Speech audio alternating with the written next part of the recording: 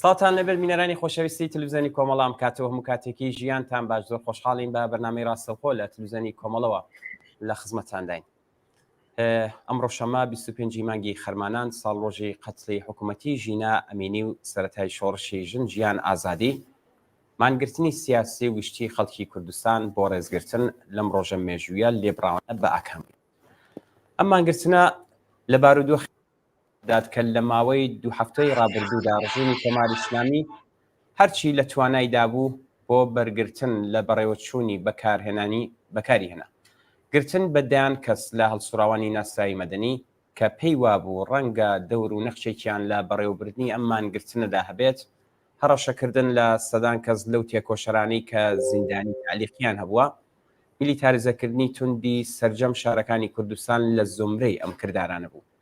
پامی سیاسی مانگرتنە گشتیە ڕوونواشکرایە شۆڕشی ژینا ژن ژیان ئازادی درێژەی هەیە و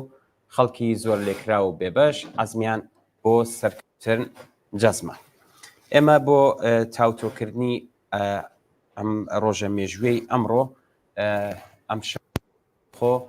میوانی بەرنامەکەمان هاوڕێ حەسەن ڕەحمان پەنا ئەندامی کمیتەی ناوەندی کۆمەڵێت تا هەڵسەنگاندن و لێکدانەوەی بەڕێزیان سەبارەت بە ڕووداوەکانی ئەمڕۆدا هەبێت. هاوڕێ حەسەن ئەم کاتت باش زۆر سپاس بۆی کە داوەتی ئێمەتان قبول کرد و بەشدار بوون لە بەرنامەی ڕاستەوخۆی ئەم شەوی تلویزیۆنی کۆمەڵە. ئەم کاتەیە و هاوکارانتان باش سڵاو هەیە بۆ بینەران سڵاو هەیە بۆ خەڵکی تێکۆشەر و خەباتکاری کوردستان و هەموو ئێران و هەموو کەسانەی کە دەنگ و ڕەنگمانە بینن. زۆر زۆر سپاس کاک حەسەن. پێشەوەی کە پرسیار دەست پێ بکەم هەر لێرە شەو بە بینەرانی خۆشەویست دەڵێم کە ئێوەش دەتوانن بەو ژمارە تەلەفۆنی کە لەسەر شاشەی تەلەڤیزیۆنەکەتاندا هەیە دەتوانن ئەگەر ڕاوبۆچوون یا پەیام یا ئەگەر پرسیارێکتان هەیە بینێرن بوومان و ئێمەش لەگەڵ هاوڕێ حەسەن ڕەحمان پەنا دەیدێنە بەر باس و لێکۆڵینەوە. کاک حەسەن پێشەوەی کە پرسیارەکان دەست پێ بکەم پێم باشە دوایین زانیاریتان سەبارەت بەمڕۆ چییە بۆ ئێمە و بینەرانی باس بی. سپاس بۆ ئێوە ئەوەی ڕاستی بێت زانیاریەکان ئێوە لە بەیانیەوە زەحمەت دەکێشن خەریکی ڕووماڵکردنی هەواڵەکان و ئەو مانگرتنن کە لە سەر لە بەیانی ئەمڕۆکەوە دەتوانم بڵێم لە تقریبەن هەموو شارەکانی کوردستان بە نەختێک ئەم لاولاوە دەستی پێکرد و دوایین هەواڵەکان ئەومان پێ دەڵێت کە زیاتر لە 90 تا 95% خەڵکی کوردستان لە بڕێ جێگا لە 100% لە بڕێ جێگا لەوانەیە نەختێک کەمتر لە مانگرتندا بوون شارە گەورەکان شارە چکۆلەکان شارۆچکەکان و بە باوەڕی من ئەو مانگرتنە زۆر زۆر سەرکەوتوو بوو زۆر زۆر بەدەستکەوت بوو کە توانین لەسەری قسە بکەین دەستگەلەوە لە دەرەوەی کوردستانیش لە کۆمەڵێک لە شارە گەورەکان وەکو تاران وەکو کەرەج وەکو مەشهد اعتراز و ناڕزایەتی بووە هەر ئێستا لە هێندێک لە شارەکانە اعتراز ئیدامەی هەیە بۆ نمونار ئێستا لەحزەی لەوە پێشتر لە سنەوە تەلەفۆنیان کرد و وتیان لە هێندێک لە کۆڵان و گەڕەکەکانە ناڕزایەتی و اعتراز و دەنگ هەڵبڕین هەیە لە شوێنەکانی تریش لە خارجی کوردستانیشە کولن ئەوە بووە بۆ یەکانێ ئەتوانین بڵێن ئەو فەزایی کە جمهوری ئیسلامی پێی وابوو دوای شۆڕشی ژینا لە یەک ساڵی ڕابردوودا لەو چەند مانگەدا ئارامشێکی پەیدا کرد بوو ئارامشیان لێشێوە ملام وایە ئەم شەو سەرانی جمهوری ئیسلامی لە خامنەیوە تاکوونی ئەوانی کە نەتەنیا بە خەیاڵێکی ڕاحەت و ناخەون بەڵکو جارێکی کە کابوسی ئینقلابێکی ڕوخێنەر سەر تاپای هەمویان دەگرێت و زۆر ترس و وەحشەت لە شۆڕشی ژن ژیان ئازادی جارێکی کە بەردەرکی پێگرتنەوە. زۆر باشە کاک حەسەن خۆشتان ئیشارەتم پێدا سەرڕای ئەو هەموو هەڕەشە و گڕۆشانە و گرتن و میلیتاریزەکردنی کوردستان بەڵام مانگرتنەکە زۆر زۆر سەرکەوتوانە بەڕێوە چوو ینی بڵێن ڕۆژێکی مێژووی تر بۆ کوردستان ناوزەت کراوە. باشە کاک حەسەن پێمان باشە بزانین هەڵسەنگاندنان و لێکدانەوەتان لەسەر ئەمڕۆ چی بوو جا دواتر دێنە سەر خاڵی بەهێز و دەستکەوتەکانیشی. من پێم وابێ ئەمڕۆکە یەکێک لەو ڕۆژانەیە کە چووە ناو تاریخی بزوتنەوەی شۆڕەژگێڕانی کوردستان بەڕاستی قابلی پێشبینی بوو. من دوێنە شەوەی شەر لەم بەرنامەی ئێوە وتم هەر لە ئێستەوە ئێمە ئەعلامی سەرکەوتنەکەین چونکە دڵنیا بووین لە خەڵکەکەمان دڵنیا بووین لە کۆمەلگای کوردستان ئەو شناختەی کە بوومان، ئەو پەیوەندیانەی کە لە ماوەی ڕۆژانی ڕابردوودا بوومان، ئەو ئامادەگیانەی کە خەڵکی خەباتکار تێکۆشەرانی ماندوو نەناس هەڵسوراوانی بوارە کۆمەڵایەتیەکان لە خوانیان نیشاندا بوو و هەروەها ئەو نیگەرانی و ناڕەزایەتیانەیشی کە کۆماری ئیسلامیش لە هەمان حاڵدا بووی، ئەو هێزەی کە هێنایە سەر کوردستان، ئەو میلیتاریزمەی کە لە کوردستانە کردی. ئێوە تماشای مەسەلەن بۆ نمونە هەر لە کامیارانەوە کە دێت لە سنەوە دێت تاکوونە سەر گۆڕستانی ئایچی تمەشا بکەن، ئەو هێزەی هێنایە سەر گۆڕستانی ئایچی لە 2 ڕۆژ لەوە پێشترەوە تانگی دانا، خەریکی حەسار کێشی بوو، زرێپۆشی هێنا و ئەو ڕۆکە ستونێکیان هێنا بوو کە ئەو ستونە لە شەڕی ئێران و عێراقیشتا ستونەکانیان ئاوا نەبوو، هێلیکۆپتێر بەسەریەوە. ئەمە هەموو چی بوو؟ هەمووی بۆ بوو کە وەحشەت دروستکەن، بەڵام بە باوەڕی من نەتەنیا وەحشەتیان دروست نەکرد بەڵکو ئیتحادیان دروست کرد. بنابەرین ئەم هەڵسەنگاندن یا ئەم ڕۆژە هەروەکو چۆن دەڵێن 28 مرداد کاتی خۆی کۆمەڵە ڕاگەاندنێکی داوە، دەڵێ خەڵکی کورد لە کوانووی تاقیکردنەوەدا ئەمڕۆ کە دەڵێن ئێمە لە کوانووی تاقیکردنەوەی 25 خەرمانان سەرکەوتوانە هاتینە دەرەوە، خەڵکی کوردستان سەرکەوتوانە هاتە دەرەوە و لاپەڕەیەکی زێڕینی دیکەی بە مێژووی پەر لە شانازی خۆی زیاد کرد و ئەمە ئەم دەرس و دەستکەوتەی ئەمڕۆکە نەتەنیا بۆ کوردستان، بۆ خەباتی شۆڕشی ژن ئازادی لە هەموو ئێران لە ئاستی منتەخەکەەوە لە ئاستی جیهاندا دەبێ و بە باوەڕی من کەس ناتوانێت بە دۆست و دوژمنەوە چاوپۆشی لێ بکا و لە نەزەریدا نەگرێت. بۆ یەکانێ پێم وابێ سەرکەوتنێکی گەورەیە، خەباتێکی هاوبەش بوو، وەڵامدانەوەیکی پێویست بوو بە داواکاری تێکۆشەرانی کۆمەلگای مەدەنی بە ئەحزابی سیاسی کە ئەو فەرقانەیاندا بوو و هەمووی ئەوانە گشتی ئەو ئەرزیابیە بە ئێمە دەڵێت کە ڕۆژێکی مێژووی تۆمار کرا. بەڵێ هاوڕە حەسەن، خۆشتان ئاماژتان پێدا دیارە ئەم سەرکەوتنە لە پێشدا بۆ خەڵکە و دواتر نەهادە مەدەنیەکان و کەسایەتیە ناسرا و ڕووناکبیر و هونەرمەندان وە تەبعیدە سیاسیانی کە لە زینداندان و بە تایبەت هاوکاری و هاودڵی بینی خەڵک و ئەحزاب و تەشەکولەکان. بەڵام پرسیارێکم هەیە، هۆی ئەوەی کە لە دەرەوەی کوردستان زۆر سەرنەکەوت هەرچەند لە زۆربەی شارەکان بەدەم ئەم ماگرتنەوە هاتن و بەڕێوە چوو، هۆی ئەوە چییە؟ ئایا ئەوە هەڵدەگەڕێتەوە بۆ سەر ئەحزاب یان نەبوونی ئالتەرناتیوێک لە سەتحی ئێراندا؟ پێم باشە، چون ئەمە پرسیاری زۆرێک لە بینەرانمانە. بۆ هەردووچیان هەڵدەگەڕێتەوە، بۆ هۆکارهای تریش هەڵدەگەڕێتەوە. یەکەمیان بۆ ئەوە هەڵدەگەڕێتەوە کە 45 ساڵە 44 ساڵە کوردستان مقاومەت دەکات. کوردستان هەموو بوارەکانی مقاومەتی تاقی کردەوە. کوردستان بە خەباتی مەدەنی دەستی پێکرد، شەڕی سنیان بەسەرا تەحمیل کردین، بە مانگرتنی شاری مەریوان دەستی پێکرد، بە دروستکردنی ڕێکخراوەهایەکی مەدەنی کە بەردی بناغەی خەباتی مەدەنی لە کوردستانەدانا، یەکێتی جوتیاران، جەمعیەتەکان، یەکێتی ژنان، هەمووی ئەمانە لەسەر دەستی کۆمەڵە و هێزی چەپ و سوسیالیستی کۆمەلگای کوردستان کران کاتی خۆی. نابەرین ئەو دەستکەوتانە ئەمانگرتنی ئەمڕۆ کە دەڵێن لاپەڕێکی زێڕینی تر بە مێژووی خەڵکی کوردستان زیاد بوو، معنای ئەوەیە کە ئێمە کتێبێکە ئەم مێژووە، تاریخێکە، ئەم تاریخە بەدەیان لاپەڕی زێڕینی تێدای و ئەوە یەکێکە لەو لاپەڕە زێڕینانەی کە بە خەباتی خەڵکی کوردستان زیاد کرا. ئەوە یەک. دووهەم ئەوەی کە ئەم خەبات و ناڕەزایەتی ئەمڕۆکە لەسەر جێپای خەڵکی کوردستان، جێپای حیزبە سیاسیەکان لەسەر زەویەکی سفتە.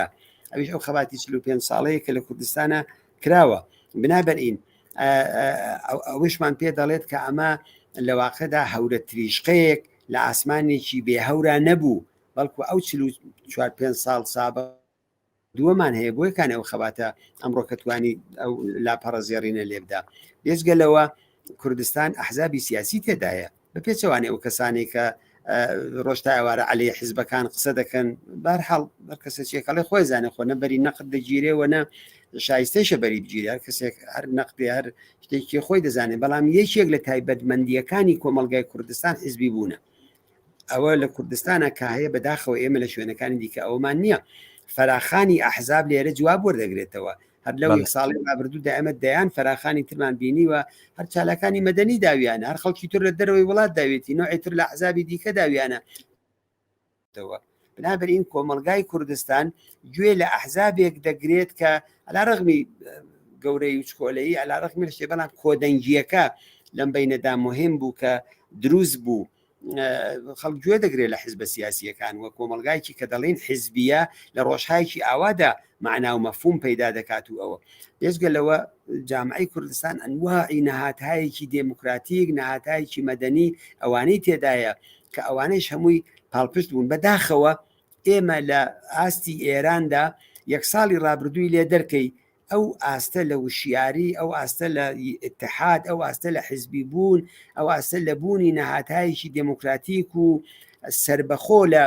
دەوڵەت و نەهاتەدا پرۆسێنەرەکانی ئەوانمان نەبینیوە ئێمە هەر لە ساڵی 60ەوە ئەو نەهادانە دەبینین لە 83 دەبینی لە 1390 بەملاوە لە خەباتی یەک ساڵی ڕابردوودا هەمووی ئەمانە ئەم کۆمەڵە هۆکارە هۆکارن بۆ ئەوەی کە کوردستان جیا دەکاتەوە لە باقی شوێنەکانی دیکەی ئێران مزافن بوونی ستەمێک بە ناوی ستەمی نەتەوایەتی بوونی جیاوازیایکی ئاینی میلیتاریزە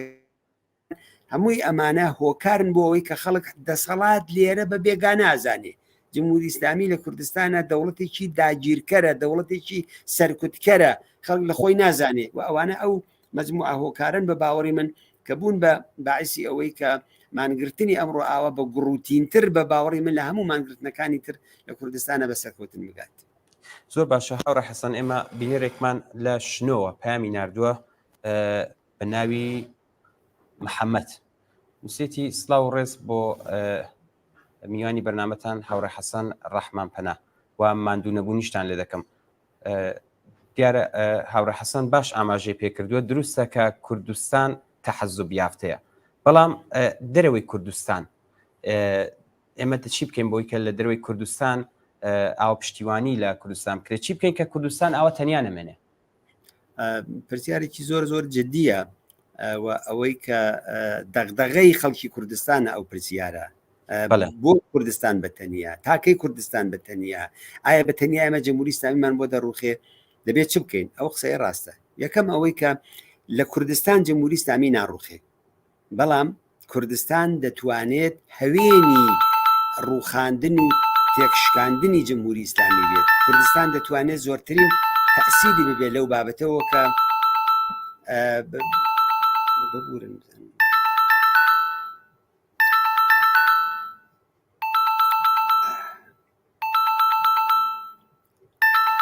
ببورن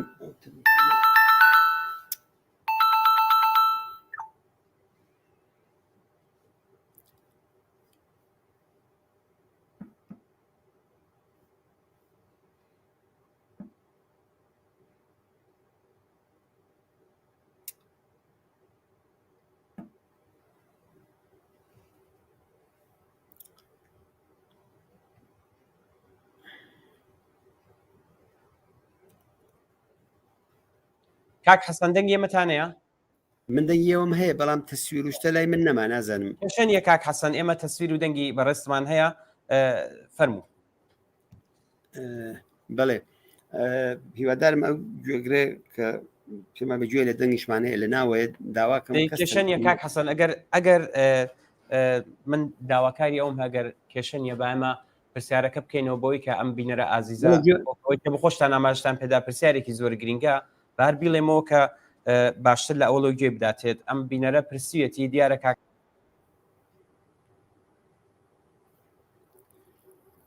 بەڵێ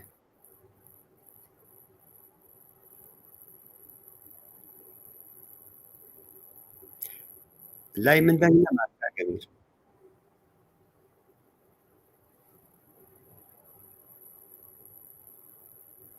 من هەیە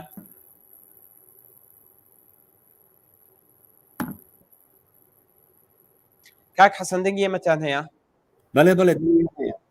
زۆر باشە کاک حەسەن ئەگەر دەنگی منت هەیە بۆی کە ئەم بینەرە ئازیزە لە ئەوڵەوە ئەم وڵامی ئەم پرسیارەی کە داوێتی ببیستێت ئەم بینەرە کوتێتی کاک حەسەن زۆر باش ئاماژەی بۆدا کە کوردستان دیارە تەحەزوب یافتەیە بەڵام دەرەوەی کوردستان ئاوانە ئێمە دەبێت چی بکەین کە ئاوە کوردستان تەنیا نەمێنێ من ئەوەم عرضکردم کە پرسیارێکی گرنگە تەنیا نەمانی کوردستان کە لەو کارە گرنگانەیە دەبێت بیکەین و ڕێگای ئەو تەنیا نەمانەش ئەوەیە کە بەشی زۆر لەو دەرس و ئەزمونانەی کە کوردستان هەیەی از جمله مقاومتکردن بێتەوەهمی بەدەسەڵاتی سیاسی ئاوێتە نەبوون لەگەڵ حکوومەتێکی ئاینی سەرکوتکەر و هەروەها سازماندانی خۆ ئەو سازماندانە لە ڕێکخراوەهای دموکراتیکا بووە لە نەهاتای مەدەنیا بووە هەروەها لە حزبیە دیاکتیڤی کۆمەڵگای کوردستانیشا بووە یعنی کۆمەڵگای کوردستان سەری دانە نەواندووە بۆ جەمهوری ئیسلامی و ئەگەر قەرار بێت دەبێش تەنیا قەرار بەڵکو ئاوات و دەزوو کاری عەمەڵیمانە دەبێت لە مقابلی جەمهوری ئیسلامیدا خۆ ڕێکخین هیچ ڕێگایشی تر نییە کوردستان دەبێت ئەو پەیوەندیە بەردەوامەی ببێ لەگەڵ باقی شوێنەکانی دیکەی ئێران بۆ ئەوەی کە دەرس و ئەزمونانیان پێ منتەقل بکات لەگەڵیان هاوخەبات بێ دەبێت خۆشمان بزانین کە بە تەنیا بەدەست نایەنی ئەگەر سەرکەوتنیشمان بەدەست بێنی کاتیە بێ خۆی مەساڵی 58 تا 59مان لەبیرە ئاری 59 ئیسلامی دووبارە هێرشکردەوە شوێنەکانی ئێرانیان گرت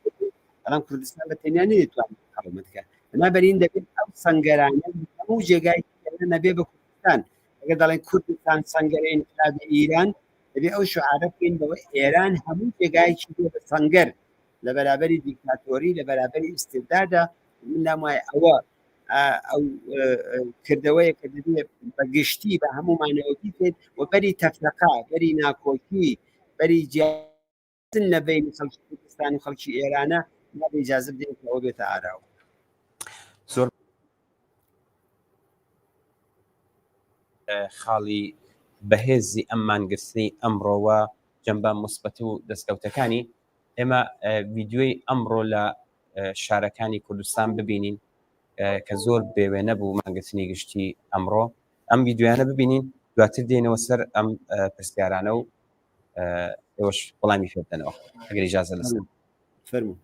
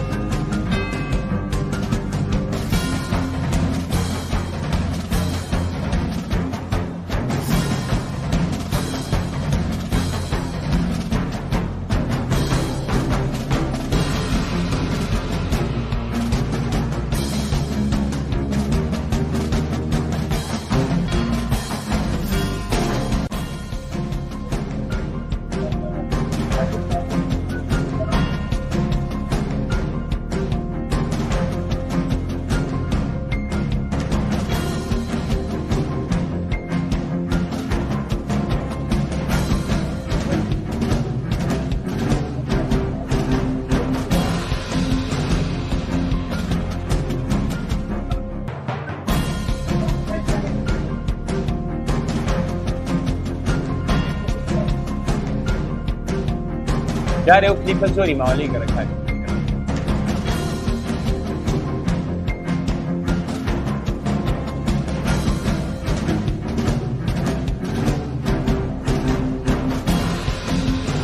ئێمە دەبینێت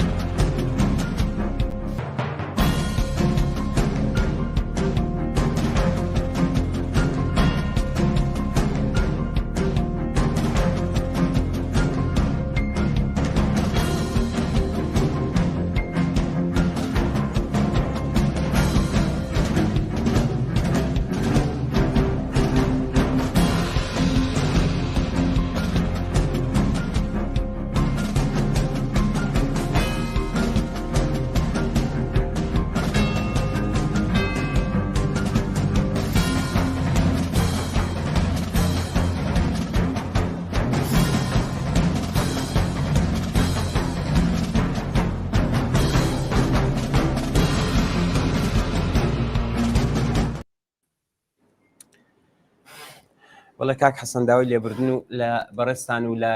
بینەرانی ئازیزی خۆشەویست دەکەین. ئێمە کێشەیەکی تەکنیکیمان بوو، بەڵام پێویست بوو کام ڤیددیوانی کە ئەمڕۆ بەدەستمان گەشت بوو جارێکی تر لێرە لەم بەرنامەیەدا بڵاویکەینەوە، چون ئێمە پرسیارەکانیشمان سەبارەت بمڕۆیە. داوای لێبوردن هەم لە بەڕێستان و هەم لە میوانیانی ئازیز دەکەین. کاک حەسەن، خۆتان ڤیددیۆکانتان دیت، با بینە سەر خاڵی بەهێزی ئەم مانگرسنەی ئەمڕۆ. دیارە 6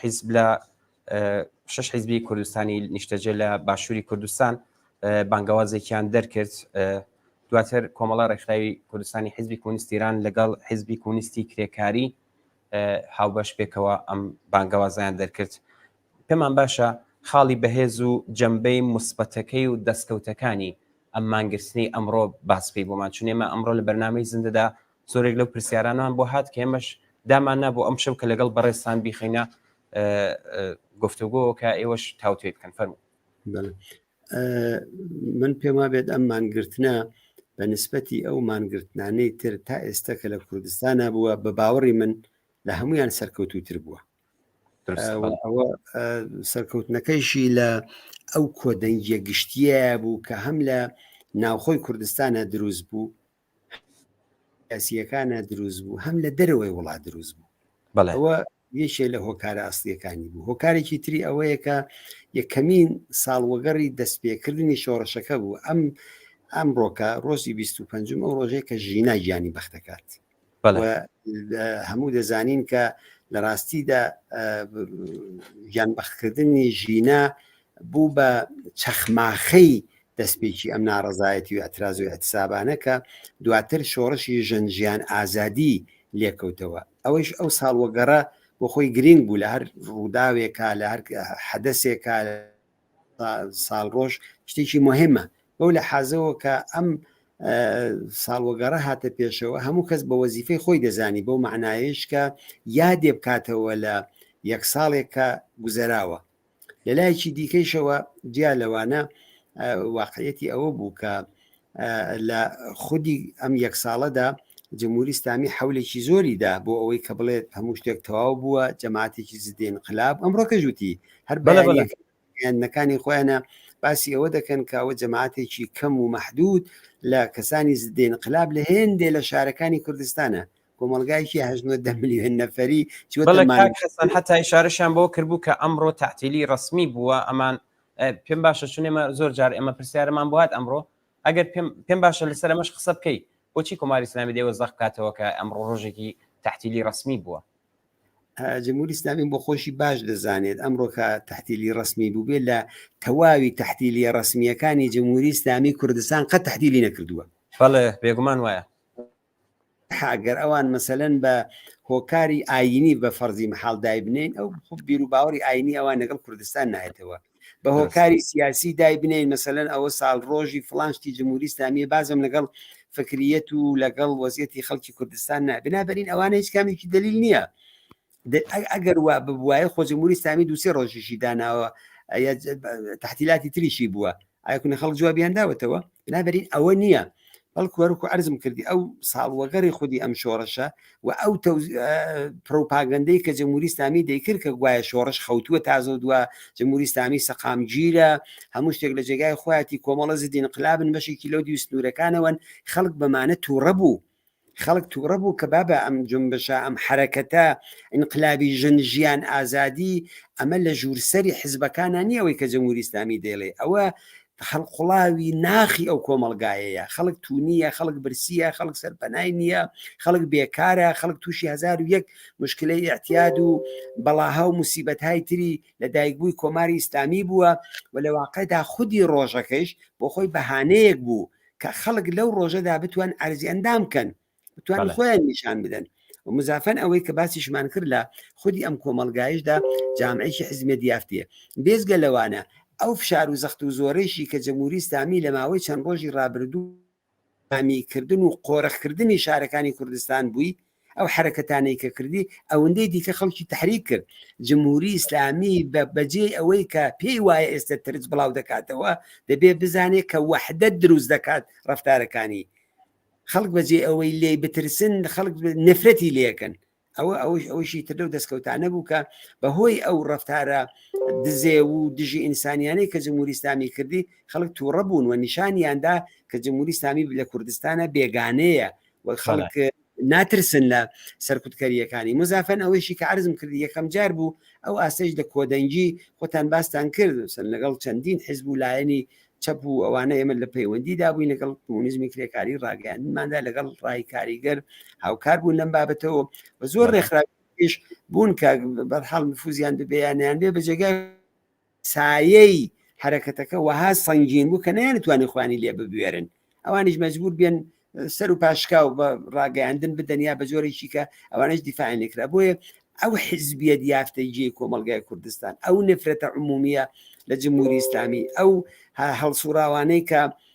چوونە زیندانەوە و کاریان بۆ کرد بە جمهوری ئیسلامیان نیشاندا کە بابە ئەو تعدادە هەڵسوراوەنین کە ئەو ڕۆکە دەیانگرن لە شارەکانە ئینسانهای خۆشناو لە بازاڕی لە کارمەند لە هەڵسوراوی کرێکاری لە ژنانی تێکۆشەر بەڵکو ئەو جامعەیەک کوڵاوە ئەو جامعە نفرەتی هەیە بۆیە بەو هۆکارانە بوو بە باوەڕی من جارێکی دیکە خەڵک نیشانیاندا و بە جمهوری ئیسلامیشیان نیشاندا کە جمهوری ئیسلامی ئەو ئیدعاەی کە دەیکات کە گوایە تەسبیت بووە قودرەتی منتەقەیە چییە جمهوری ئیسلامی فقط هێزی سەرکوتگەری ماوە هیچ ئەبزارێکی تری بەدەستەوە نییە و ئەو هێزە سەرکوتگەرەش بە حکمی چەک و چۆڵ بە حکمی بێڕەحمی بێزاری دروستەکە ئیتحاد دروستەکە لە ناو خەڵکە خۆر اتحادیە کەمڕۆکە ناو حیزبانەدا دروست بوو ئەگەر لە فەزایکی دیموکراتیک و ئەوەدا بێت ممکنە بێت و قەت ناتوانین تلایکی ئاو بەش بدەن بەڵام لەسەر یەک خەڵک کۆک بووی لەسەرەوەی کە تلایکی ئاوا بدرێت و ممکن لە داهاتووشە بازم ڕۆژهایکی ئاوا ڕووداوهایکی ئاوا شتایکی تر بێتە پێشەوە کە ئەو کارە هاودەنگی تێدا بکرێت بۆ یەکانە بە باوەڕی من ئەوانە و هۆکارانە بوون کە توانی ئەم ڕۆژە دروست بکە و ئەم ڕۆژە لە جنبشی شۆڕەژێڕانی کوردستانە بە ڕۆژە درەوشاوەکان لە تاریخی جنبشەدا دەمێنێتەوە. زۆر باشە کاک حەسەن. کاک حسین لە شاری سەخزەوە بڵین پرسیار نییە بەڵام نووسراوەیەکی نردووەکتێتی سڵاو ڕێز بۆ کاک حەسەن ڕەحمانپەنا و ئێوە هاوکارانی تلوزەنی کۆمەڵە. دیارە کاک حەسەن زۆر باش ئیشارەی بۆ کردووەکە خەڵکی کوردستان هیچ کات لە ئەم ڕژیمە نەترساوە بەڵام نووسێتی دیارە خەڵک نیگەران بوون هەڵبەت منزورم کوردستان نەبووە ئەمە دەقی پامەکەیەوە بەڵام ئەمڕۆ هیچ کوردستان هەموو گەلانی ئێران بۆیان دەرکەوت کە ئەم ڕژیمە ئەترسێ ئێستا ترس گوازراوەتەوە لە خەڵکەوە بۆ ڕژیم خەڵک بە یەکگرتووی خۆیان بەهێزی خۆیان شادن و ئومێدوارن ئەمە دیارە ڕنگدانەوەی ئەبێت بۆ ئەم نەسلەی داهاتوو کە لەم دانشگای مانگرتنەدا پەروەردە ئەبێت کۆماری ئیسلامی لە داهاتوودا لەگەڵ ئەمانە ڕوبەڕوو بێت باشە کاک حەسەن لەسەر ئەم بابەتەش قسە و باسمان بۆ بکات.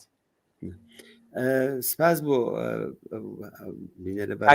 لە شاری سەخزەوە بۆ کاکسێنی خۆشەویست بەڵێ ئەو یەکگرتوویە ئەو ترسەی کە ئەو ئیشارەی پێکرد لە دڵی جمهوری ئیسلامیدا دروستی کردو واقعیەتێکە و هەر ئەو ڕۆکە بوو وەزراوەتەوە هەر ئێستا خەبەرەکان کە لەحزە بە لەحزە تماشای دەکەی لە زۆرێک لە شارەکانی دەرەوەی کوردستان ناڕەزایەتی هەیە اعتراسێ خەڵک هاتوونەتە سەر شەقامەکان و جمهوری ئیسلامی بە باوەڕی من نامۆترین دەسەڵاتێکە کە لە دنیای ئەمڕۆکەدا وجودی هەیە تاڵەبانێک بەو هەموو جنایەتکاریەوە بە جمهوری ئیسلامی دەڵێت تەواوی زیندانیانی سیاسیەک کە ئەمڕۆکە لە دەوڵەتی ئەفغانستان و لە دەوڵەتی تاڵبانە وجودی هەیە هەمویان بە ئەندازەی ئەعدامەکانی یەک ساڵی ڕابردووی ئێوە نین. ئەوە معنای چییە؟ معنای ئەوەی ئەمڕۆ کە جمهوری ئیسلامی خراپترین نەوعی دەوڵەتەکە لە دنیادا هەیە دەی لە بەرابەری دەوڵەتێکی ئاوا خراپ و سەرکوتکەرە ئایا خەڵک عمری ئینسانێک چەندێکە کە دابنیشی هەر ڕزالت قبولکە هەر بێعداڵەتی قبولکە هەر نابەرابەری قبولکە هەر سکی برسی منداڵەکانی هەڵگڵۆفێت و ئێوارە بەدەستی خاڵی بێتەوە ناویان و 2 کیلۆ میوەی بەدەستەوە نەبێبێ خەڵک معلومە ئەوە قبول ناکات بۆ یەکانێ ئەوەی کە دەڕێن ترس شکاوە ترس ئەگەر شکا اتحاد دروست دەکات اتحاد ئەگەر لە بەرەی دژی شۆڕشە وەحشەت دروست دەکات ئەو هێزەی کە ئەمڕۆکە جمهوری ئیسلامی هێنای ئەوە نیشانەی قودرەت مەداری جمهوری ئیسلامی نییە نیشانەی سەرکوتکەری جمهوری ئیسلامیە جمهوری ئیسلامی تماشای سەقسکەن ئەو کلیپە بڵاوکەنەوە کە بەرەو ئایجی دەڕۆن هێلیکۆپتەریان دەڵێ دەچێت بۆ شەڕی ئێران و عێراق منەوەکە لە شتێکی کورتی شانووسی میسان وەبیری نازیەکان دەکەوێتەوە کە دەیانویست خەریک بوون هەموو ئوروپا داگیر بکەن و ئەوانە لە بەرابەری ئەو خەڵکەدا ئەو خەڵکەی کە ئیمکانیان نییە و خەڵکی کە دەستیان خاڵیە بەڵام اتحادیان ئەو فکریان هەیە شتێکی وا ڕووەدا هەر لە بەیانی زووە دەوروبەری ماڵی کاک ئەمجەدیان گرتووە نانێستوە لە شاری سەقز حتا خەڵک بچن سەردانیان بکەن حەستی خانەوادەیە کە منداڵەکەی تێدا چووە لەم ڕۆژەدا آخر بێڕەحمی لەوە بێڕەحمانەتر ئیجازی پێ نەدەبێتە سەر قەبری عەزیزەکەی و بە هەر دینێک پێی خۆشە یادێکی لێ بکاتەوە لە گۆڕستانەکانی دیکەدا دەوروبەری مەهاباد بۆکان سنە باشتی هەموو شوێنەکانیان تەنی بوو بۆی کە خەڵک نەسنە سەر یادی عەزیزەکانیان ئەوە چی دروستەکە ئەوە خۆ ناتوانێت خەڵک ستایشی ئەو استبدادە بکە خەڵک نفرەتی زیاتری لێ پەیدا دەکات بۆیە کانێ ئەو ترسەکە کاک حسێن باسی دەکات و ئەو ئیتحادە بەڵێ ئەو دوانە ئەم دیوەدیوی دراوێکن اتحادەکە ترس دروستەکە لە ناو دوژمنە ترس ئەشکێنێ لە ناو خەڵکە وحدەت دروستەکە و لەو لاش پرزەی دروستەکەیتر ئەوە هۆکارەکەیەتی و ئەوە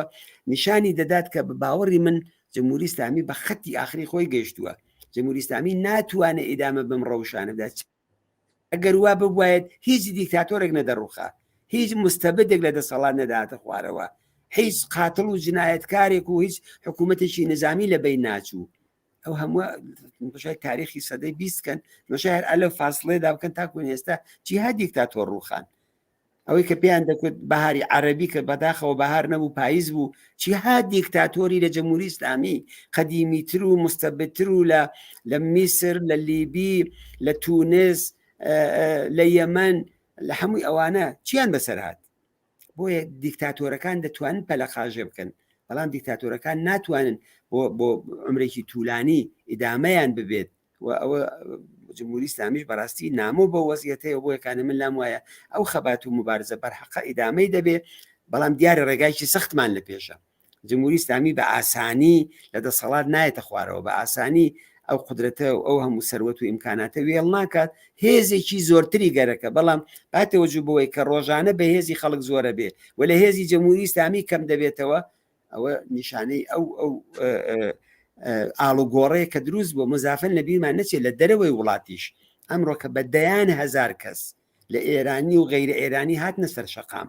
دەنگی ئەو ناڕەزایەتیانە گەیشتە کۆشکی سپی کەسێکی وەکو بایدێنێکە حامی جمهوری ئیسلامیە دیفاعی لێکە دوێنێکە خۆی و هادوتی من و خێزانەکەم لەگەڵ خەڵکی ئێرانی کە ئەڵبەتە درۆ دەکات ئەو بۆ پۆڵ و پارەی ناردەوە بۆ جمهوری ئیسلامی و هەموو خزمەتیان پێکردن بەڵام ئەوەی دەنگدانەوەی ئەو حرەکەتەیە کە ئەوان دەیانەوێت لەم لاش بن و لەو لاش بن لە یەک ساڵی ڕابردوو دانیشانیاندا لەولان بەڵام بۆ ئێستا دەبێ بزانین ڕەوتی ڕووداوەکان چیمان پێنیشانەدا کە بە باوەڕی من ڕەوتی ڕووداوەکان دژی زیاتربوونی جمهوری ئیسلامی و بەهێزبوونی ئەو جمشەمان پێنیشانەدا. بەڵێ زۆر باشە کاک حەسەن پرسیارێکی ترمان بواتوە شاهۆ لە کامیارانەوە سێتی دیارە ڕژیم زۆر لەوە پێش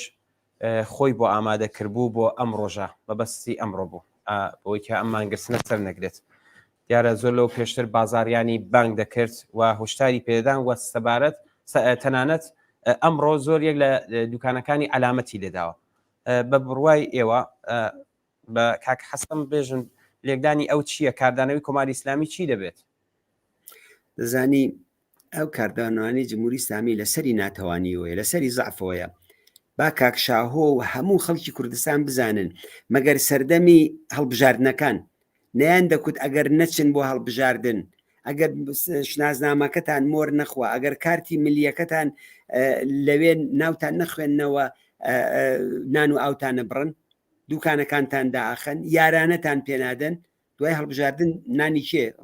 بەداخەوە سفرەی خەڵک نانی تێدا نییە چەند نەفەر کارمەندیان دەرکرد لەبەر ئەوەی کە نەچبوون بۆ دەنگدان بەڵێ تشتیوا بووە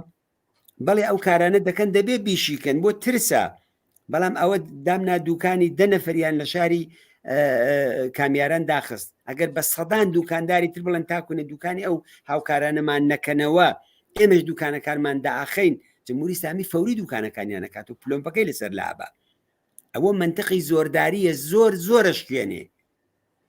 دەبێت لە بەرابەری ئەو زۆرەدا کە ئەو هەیەی زۆرێکی سازماندرا و زۆرێکی متحدانە دەبێت کاکشاهۆکان لەنا ئەو کۆمەلگادا ئەوە تەبلیغکەن ئەو دوکانانەی کە لە دیفاع لە شۆڕشە دوکانەکانیان ئەمڕۆکە پلۆم کراوە ئەوانە دەبێت خەڵک دیفاعیان لێ بکار وکو چۆن دیفاع لە بنەماڵی سەربەرزی گیان بەخت کردووەکانەکەین لە کامیاران و لە سەقز و لە مەهابات و لە سنە و لە هەموو سەرتاسەری ئێران ئەو کەسانی کە دەگیرێن ئەو کەسانی کە زیندانیەکرێن ئەو کەسانی کە بریندارەکرێن ئەوە لە پێناوی چیدایە لە پێناوی شۆڕشێکی عادڵانە و حەقوازانەدایە کە هەمومان بۆ ئەوە خەریکین خەبات دەکەین و دەینی لە سەرمانە و شۆڕشە بنابەری نابێ ئیجازە بدەین چەند نەفەر دوکاندار کە بە دروست دوکانەکانیان نەکردو دوکانیان پلۆم بکرێ و خەڵک بڵێن نان و ئاوی ئەوانە بڕی نەخێر نان و ئاوی 20 دوکانداریان لە کامیاران بڕی بە معنای بڕینی نان و ئاوی هەموو خەڵکی کامیارانە دەبێ ئاوە چاوی لێ بکەین جمهوری اسلامی ناتوانێت هیچ کارێکی بۆ ناکرێت مەجبورە بێ دوکانەکان بکاتەوە و لە ماوەی ڕابردووشە تەجروبەمان بوو لە مانگرتنەکانی ترا لە سنە لە سەقز لە مەهاباد لە بۆکان چەندانە دوکانیان داخست دوکاندارەکانی کەش داکودی ئەتسابە لە دیفاع لەو مانگرتوانەی دوێنێ پێرەکەدا هەمویان دەکردنەوە بۆیکانێ ئەوە تەنها ڕێگاکەی ئەوەیە و نابێت تەسلیمی ئەو فشار و زەخت و زۆرانەبی. زۆر باشە کاک حەسەن بینێرێکی ئازیزمان لە شاری بانەوە بەناوی ئەربەبە پرسیاری کردووە ئاستەنگەکانی ئەمڕۆ چی بوو بۆی کە نەیهێش هیچ یەک لە شارەکان شتە نێو گۆڕستانەوە بۆ سەر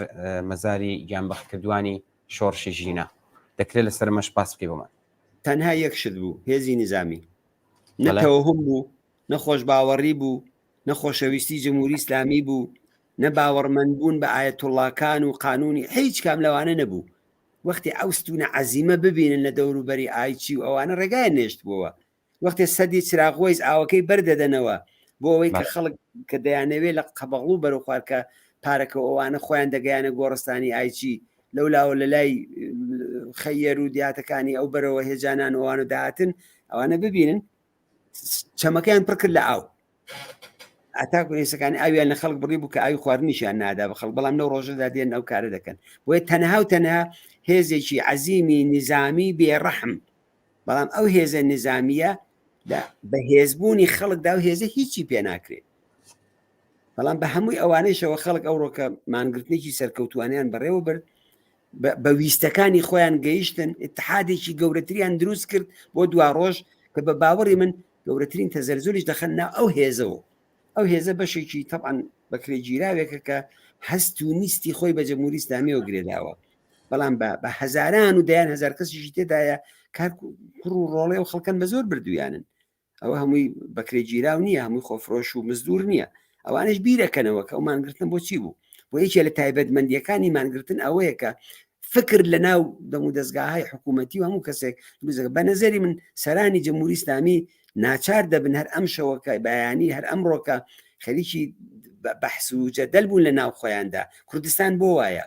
بۆ وایە کە کوردستان جمهوری اسلامی ناوێ بۆیە ئەگەر ئەمڕۆکە بەری قەبرستانەکانیان گرت ئارامستانەکانیان گر نەیانهێشت چه خانەوادەکانیان چ بە هەزاران و دەیان هەزار و بگرە بە ملیۆن خەڵکێتە سەریان ئەو هێزە زۆر و زەبەندە بوو کە دیوارێکی ئاسمینیان دروست کرده بوو بەڵام یادی ئەو عەزیزانە لە دڵی ئەو خەڵکەدا کراوە ئەوڕۆکە کوردستان ڕێزی کرد لە گیان بەختکردوەکان ڕێزی کرد لە ساڵ ڕۆژی ژینە ڕێزی کرد لە دەستپێکی بزوتنەوەی ژن ژیان ئازادی کەس ناتوانێت لە دڵ و دەرونی خەڵکە ئەوە پاکاتەوە بۆ ئینقلاب بە معنای واقعیەکەی لە فکری کۆمەلگای ئێرانیدا کراوە و کوردستان سەرتۆپە تەبعاً لەو ئینقلابەدا لە باقی شوێنەکانی دیکەی ئێرانیش هەر ئەو اعترازاتەی کە ئەم شەوەکە هەر ئێستا من لەو فاصلەیەدا کلیپەکەی وتمەشای چەند خەبەرم کرد لە چەندین جێگا ئەترازە تەزاوراتە ناڕەزایەتیە ئەوە نیشانەی ئەوەیە کە ئەو هێزە زۆر و زەبەندە ناتوانێت جوابگو بێ لە بەرابەری ئەو سێڵاوەی کە هەڵساوە و باوەڕی من درەنگ یازوو کۆشک و تەلاری جمهوری اسلامی تێکەوا پێچێ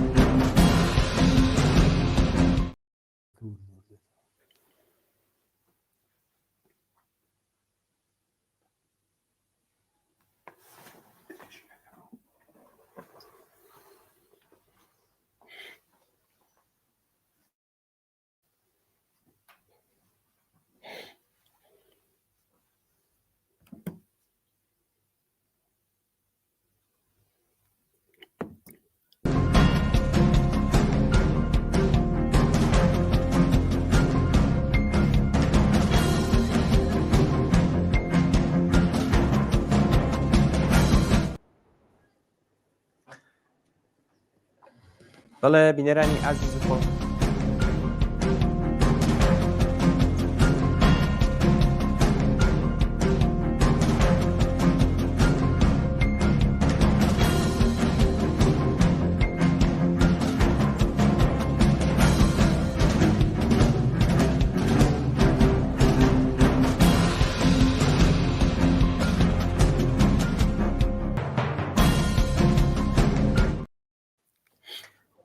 بەڵێ کاک حەسەن دەنگێمەتان هەیە؟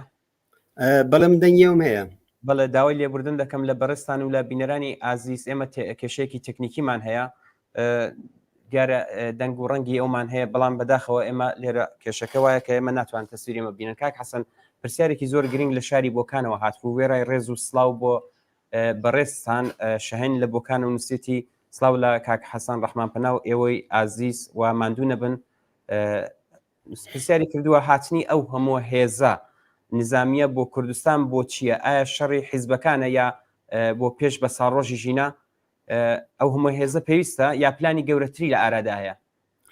من پێما بە شەڕ لەگەڵ خەڵکە ئەو هێزیان بۆ بربەرەکانەی لەگەڵ ئەو مانگرتنی ئەو ڕۆکەنار بۆ ئیدامەی شۆڕشی ژنجیان ئازادی لە کوردستانە نرد ممکنە خۆوان پیلانگەڕیشیان نسبەت بە حزب و لایەنە سیاسیەکانی تریش ببێ خۆلەوە درێغ ناکەن بەڵام لە ڕاستیدا ئەوڕۆکە نیشانیدا کەەوە هێزە 100 ئەو هێزە خۆ لە سنوورەکانی ژنیە یا سنوورەکانیان نەبەزاندووە بەڵکو هەرچی هەیە نییە لە ناو شارەکانی کوردستانە بوو لە بۆکان بوو کە ئەو بەڕێزە خۆی لەوێ و حتمما ئاگای لێ بووە کەچی قەوماوە ئەوڕۆکە لە شاری بۆکانە ئەو مانگرتنە گشتەوە هێز عەزیمەی کە هێنایەن و بردیان حتمما ئاگداری سەقز هەیە مەهابات هەیە سنا هەیە شارەکانی کە هەیە بۆ یەکانەوە هێزە بەڕاستی بۆ بربەرەکانێ لەگەڵ خەڵکی خەباتکار و ناڕازی و محتەرزی کوردستان بوو. زۆر باشە کاک حەسەن پرسیاری تر هاتووە لە شاری کامیاران نووسێتی چەند و چۆن حیزبە کوردستانیەکان قسەی شەقام دەکەن من تێنەگەشتم لەم پرسیارێ ئەم بینەری ئازیزەمان فقط ئەوەندەی نووسیوە هیوادار کوتری بکاتەوە فقط نووسێتی تکایە ئەمە بە هاوڕێ حەسەن بڵێن چەند و چۆن حیزبە کوردستانیەکان قسەی سەر شەقام دەکەن. وڵامی زۆر حاڵی نیم قسەی سەر شەقام بالاخەرە شوێنێکە کە خەڵکی ناڕازی و معتەرز لێ کۆ دەبنەوە بەڵام بانگەوازی ئەمڕۆ کە بانگەوازی مانگرتن بوو مانگرتن لەگەڵەوەی خەڵک بڵێ بڕژێنە سەر شەقامەکان ئەترازی سەر شەقامکەنەوە جیاوازە لەگەڵ یەکتری بانگەوازەکەی ئەمڕۆکە ئەوە نەبوو بانگەوازی مانگرتن بوو بانگەوازی یەکگرتووی بوو بانگەوازی دەربڕینی ناڕزایەتیەکی یەک پارچە و یەکگرتوانە چون سەر شەقام هەموو کەس نایێتە سەر شەقام مەگەر ئەوەی کە ئاخرین ڕۆژەکانی ڕاپەڕین بێ خۆ ئێمە لەوانەیە ئەو بەڕێزە تەمەنی بڕنەکە من لە بیرمە ساڵی 57 و ئەوە کە ناڕزایەتیەکان لە 56ەوە دەستی پێکرد ئەوە مەرحەلەکانی آخر بوو کە بەجارێت مەشاتە کرد لە شارێکە ممکنە کەسانێکی بە تەمەن نەخۆش یا منداڵ یا بە هەر حاڵ بە هەر هۆکارە محافزەکار ناتایەتن ئەینا شەقام مەوجی ڕازی کە داهاتن بۆ یەکانە شەقام ئەو کە هاتنە سەر شەقام ینی ئەو مەوجە ئەینا لە ئاستێکی مەسەلەن مەحدود و کەم و ئەوەدا ئەوە ناکە بەو نیازەی کە لەوانەیە ئەو بەڕێزەبی بێت و مەدینەزەری بەڕێزیان بێت. دەکاک حەسەن من زۆر داوای لێبردن لە بەڕێستان دەکەم وە لە بینەرانی ئازیز ئێمە کێشەی تکنیکیمان بۆ پێش هاتووە هیوادارم بەڕێزیشتان دەرکێمە بکەیت و داوای لێبردن لە بینەرانی ئازیز دەکەم فقط بەڵام زۆر بە کورتی پرسیارێکمان بۆ هاتووە ئەگەر دەکرێت بە کورتی هەنگاوی دواتر چییە و دەبێت چی بکرێت بۆەوەی کە سەرکەوتنەکان زیاتر بێت هەر ئەو ڕۆکە خۆی سەرکەوتنە ئەو سەرکەوتنە هەنگاوەکانی دواییمان لەسەر زەویەکی سەفتر لەسەر دەنین و ئیتمینان دەدەین بەوەی کە کاری زیاتر دەکرێت حرەکەتی زیاتر دەکرێت و بەرەو سەرکەوتنی زیاتر دەڕۆین ڕاگررتنی هاوخەباتی ڕاگررتنی هاودڵی ڕاگررتنی هاوکاری هەمووی ئەوانە ئەو ئومێدانەیە کە لە ناو دڵی خەڵکی کوردستانە زیاتر لە هەموو کات ئەمڕۆکە چەکەرەی کرد ومێدی دروست کرد و هیوادارین کە بتوانین ئەوانە بە سەرنجامێکی باشتر بگەین. بەڵە کاک حەسەن من زۆر داوای لێبوردن دەکەم لە بەڕێستان و ئەو بینەرانی کە پرسیاریان یادبوو نزیک حەفت پرسیار لێرە هاتووە من لێرەوە ئەم قەولە لە بەڕێستان ئەستێنم کە شەوێکی تر حتمما بێنە سەرخەت و بەشداریان بەرنامێ بن و وەڵام بەم پرسیارانە بدەنەوە زۆر سپاس بۆی کە بەشدار بوون. سپاس بۆ ئێوە لە خزمەتتان نابین هیوادارم هەر شاد و سلامت بن و سلااو ڕێزم هەیە دووبارە بۆ خەڵکی تێکۆشەری کوردستان و هیوای سەرکەوتنی زیاتریان بۆ خوازم. زۆر سپاس کاک حەسەنگیان بۆ بەشداریتان زۆر سپاس بە شەوێکی شاد. بەڵێ زۆر سپاس بەڵە بینەرانی ئازیز و خۆشەویست زۆر سپاس بۆی کە ئێوەش تا ئێستا لەگەڵمان بوون هیوادارین کە بەرنامەکانی ئەمڕۆمان کە ڕاستە و خۆ لە خزمەتتاندا بوون جێگەی سوود و ڕزامەندی و خۆشەویست بێت و کەڵکی هیچیان لێگرت بێت حتمما ئەلێرەوە من دڵنیادم کە حتمما لە شەوانی داهاتوودا من و پرسیارانە ڕدەگرم وە حتمما کاک حەسەنیش دێنمە سەر هێڵ و وەڵام بە پرسیارانە بداتەوە سپاس بۆی کە تا ئێستا لەگەڵمان بوون کات و ساتێکی خۆش بۆ هەموو لایەکتان.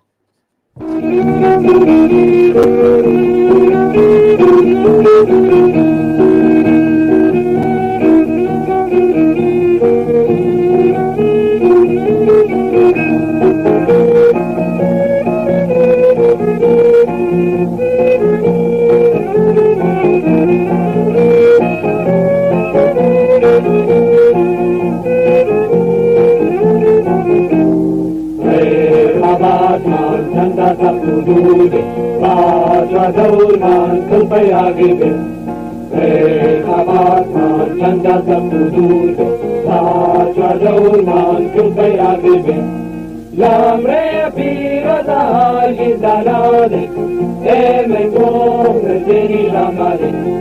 جامعه پیرزن زنانه میگم دلی نماده دنیای چین بو هزار و زنانی کمال گیرفتن دنیای چین بو هزار و زنانی کمال گیرفتن راجی زداری لری شدتنی دوی آزادی گلمانتنی راجی زداری لری شدتنی دوی آزادی گلمانتنی Karamari chini kire kara, karanami rege ke kosha. Karamari chini kire kara, karanami rege ke kosha. Alay suri shorish manavake, har baroji sakam tinage. Alay suri shorish manavake, har baroji sakam tinage. Rabat man chanda takhudul Matra daur man krupaya karke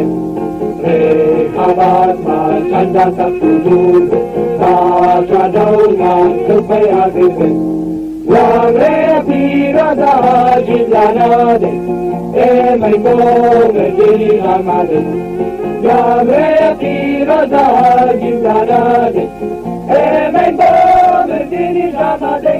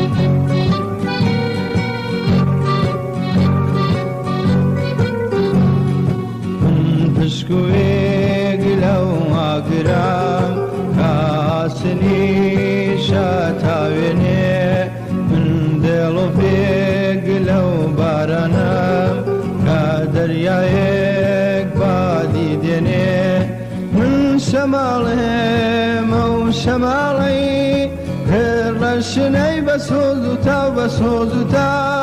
دام وبهار بفريداجين كاري ولا تكمبا وكمبا من جيلمو موجي لموين دوايا زرانا ونفجان دي سنة وقرد حبيب ميلي موان